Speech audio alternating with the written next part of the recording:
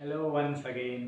है ना, तो मैं वापस आ गया हूँ फिर से। है ना, आप लोग का 10 से 12 मिनट फिर से लूँगा and I try to explain the second introduction part of NPO. So हम लोग लास्ट क्लास में भी एनपीओ पढ़ रहे थे।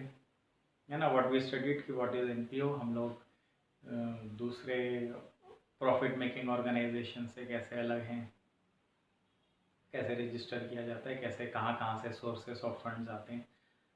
सो इन दिस चैप्टर हम लोग आगे थोड़ा सा और आज पढ़ते हैं कि भाई हम लोग है ना बुक्स ऑफ अकाउंट्स कैसे मेंटेन करते हैं। So how do you maintain books of accounts. So books of accounts basically what कि यहाँ तो भैया बुक्स ऑफ अकाउंट्स थोड़ी सी अलग है देखा जाए एनपीओ से। तो कैसे अलग है।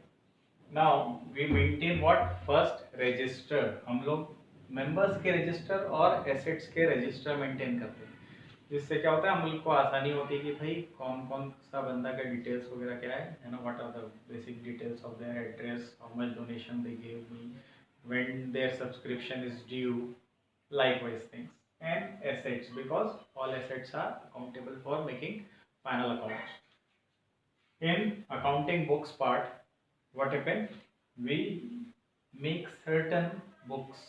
है ना, अब आप 11th अगर याद करोगे तो आप क्या क्या बुक्स ऑफ अकाउंट्स बनाते थे। We used to make journal, ledger, cash book, trial balance, final accounts, purchase book, sales book, purchase return, sales return. So this part is not made by a NPO. Non-profit organizations do not make these 4 books.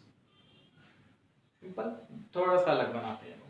अब आ जाते हैं देखो motive पे। हम लोग last class में ही पढ़ रहे थे कि what are the different motives to run an organisation. तो हम लोग इसी के हिसाब से अब यहाँ पे बना दिए ट्रेडिंग और profit making enterprises, non trading और non profit enterprises or organizations, so they make their final account books differently.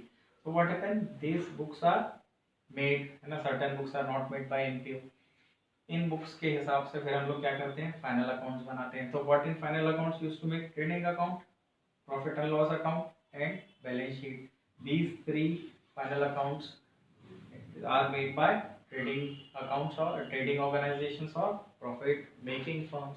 ना हम लोग तो एनपीओ में है, नॉन प्रॉफिट ऑर्गेनाइजेशंस में। तो क्या होता है हम लोग ट्रेडिंग और पी एंड एल नहीं बनाते। ट्रेडिंग क्यों नहीं बनाते, क्योंकि हम लोग कुछ बना नहीं रहे हैं।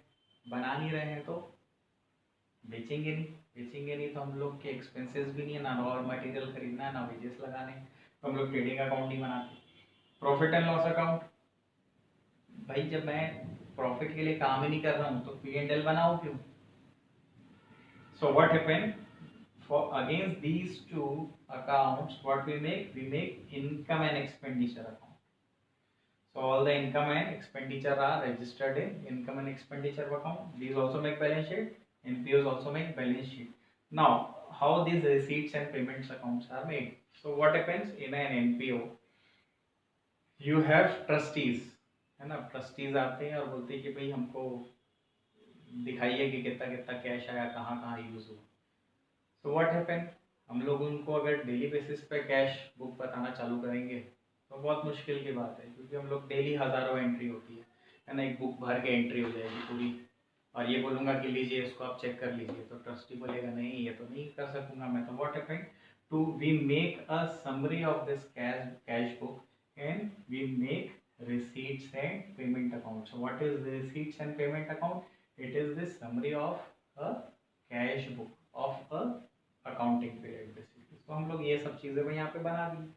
तो हम लोग ये 3 अकाउंट्स बनाना चालू करें फॉर, है ना, मैं इसी इनकम और एक्सपेंडिचर को समझाने के लिए मैंने एक एग्जांपल लेके रखा हुआ है कि कैसे हम लोग बनाएंगे आगे। So I have taken in one example, that is हमारे पास कैश आया 50,000 रुपये, 50,000 rupees we received against a donations of 40,000 rupees and donations for building rupees 10,000। Now these two are different. Why, example देख लेते हैं। गवर्नमेंट्स भी NPO बनाती है। अभी कोरोना वायरस चल रहा है, सब लॉकडाउन में है। सो व्हाट हैपेंड, हम लोग पीएम केयर्स फंड में पैसा दे रहे हैं। Why is PM cares fund made, है ना, सबसे बड़ा सवाल यही था। बहुत सारे लोग सवाल भी कर रहे थे क्यों बनाए क्यों बनाए, तो इसका आंसर यहाँ पे मिल जाता है हमको। अगर मैं पीएम को डोनेशन देना चाहता हूँ तो मैं उनको पीएम रिलीफ फंड में दे दूंगा, prime ministers relief fund. What depend, अब मेरे को डोनेशन देना है, मैं बोलूँगा स्पेसिफिकली आप कोरोना वायरस लड़ने के लिए ही यूज़ करना, तो मैं क्या करूँगा, पीएम केयर्स फंड में पैसा दूंगा। तो पीएम केयर्स फंड एक अलग इसीलिए अकाउंट बनाया गया ताकि उसमें जितना पैसा आ रहा है उसका एक ही मोटिव है, क्या मोटिव है, कोरोना वायरस के लिए ही यूज किया जाए। Same goes for this donation, ये दान क्यों आया, फॉर बिल्डिंग, बिल्डिंग के लिए ही 10,000 रुपये। किसी ने मुझे 10,000 रुपये दिए और बोले कि भैया लो 10,000 रुपये आप रखो। बोले क्या यूज़ करना, बोले आपके एनपीओ में जो बिल्डिंग बनेगी उसमें 10,000 रुपये का कॉन्ट्रीब्यूशन मेरा। तो ये स्पेसिफिक फंड है, ये जनरल फंड है। सेम वैसे पीएम रिलीफ फंड है, वो जनरल डोनेशन होता, कोरोना वायरस के अगेंस्ट में आता है तो donation for corona virus PM cares fund में जा रहा है, स्पेसिफिक डोनेशन। गॉट इट, आया समझ में। अब आपको कोई भी पूछेगा कि भाई पीएम केयर्स फंड क्यों बना तो आप बता सकते हो। कंटिन्यूइंग फर्दर, इससे मैंने एक ट्रायल बैलेंस बना लिया यहाँ पे, ठीक।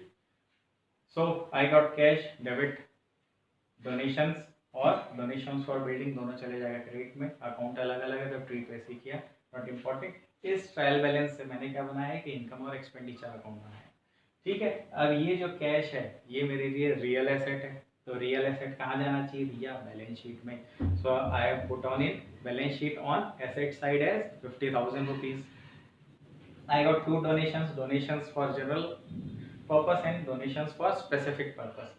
तो जनरल डोनेशंस तो मेरे चले जाएगा इनकम में, तो what I did, 40,000 rupees I transferred it to income side of income और एक्सपेंडिचर। आप हमारे इनकम राइट हैंड साइड जाती है, एक्सपेंडिचर लेफ्ट हैंड साइड जाता है।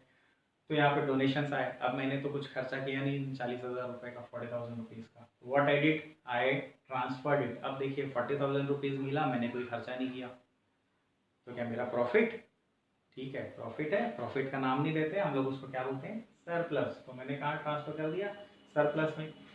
तो यहाँ पे ये बैलेंसिंग फिगर आ गया, ये अकाउंट हो गया टैली।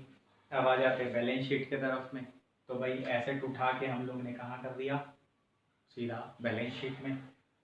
ये डोनेशंस फॉर बिल्डिंग मैंने अभी तक की यूज़ नहीं किया था, ठीक है, ये स्पेसिफिक पर्पस है। तो मेरी लाइबिलिटी बनती कि भैया जो 10,000 रुपीज़ दिया गया फॉर बिल्डिंग उसको मैं बिल्डिंग के लिए ही यूज़ करूँ, तो मैंने उसको लाइबिलिटी साइड में लिख दिया 10,000 rupees. And what I did, this surplus, जैसे क्या होता था अगर आप ट्रेडिंग अकाउंट है ना नेट प्रॉफिट निकालते थे, आप बैलेंस शीट बनाते थे तो आप कैपिटल में जाके ऐड कर देते थे उस नेट प्रॉफिट को। सेम गोज फॉर हियर, ये जो सरप्लस आया है इसको कैपिटल फंड नाम से, क्योंकि यहाँ पे ओपनिंग बैलेंस नहीं है तो यहाँ पे ब्लैंक है, और मैंने सरप्लस उसमें ऐड कर दिया कितना, 40,000 रुपये। Account of balance sheet got tallied. तो हम लोग ये एमपीओ के काम करने का एक तरीका है, ठीक है। So go through my video lecture one again, फिर से समझो एक बार और फिर से ध्यान से कि वापस से पढ़ो। और इसके आगे फिर हम लोग क्या चालू करेंगे, receipts and payment account in the next video lecture, है ना। अभी के लिए मैं आपको होमवर्क नहीं दे रहा हूँ, बाद में जब हम लोग ये सब बनाना चालू करेंगे आपके साथ मैं भी सम बनाऊंगा तो आपको अच्छा भी लगेगा, ठीक है। And please do share this video, अगर आपको अच्छा लगा तो आप प्लीज़ शेयर कर दीजिए। आपके दोस्त हैं, यार हैं, है ना, स्कूल के ग्रुप होंगे, कोचिंग्स के भी ग्रुप होंगे, उसमें प्लीज़ भेज दीजिए, ठीक है। और do like and subscribe my channel, thank you.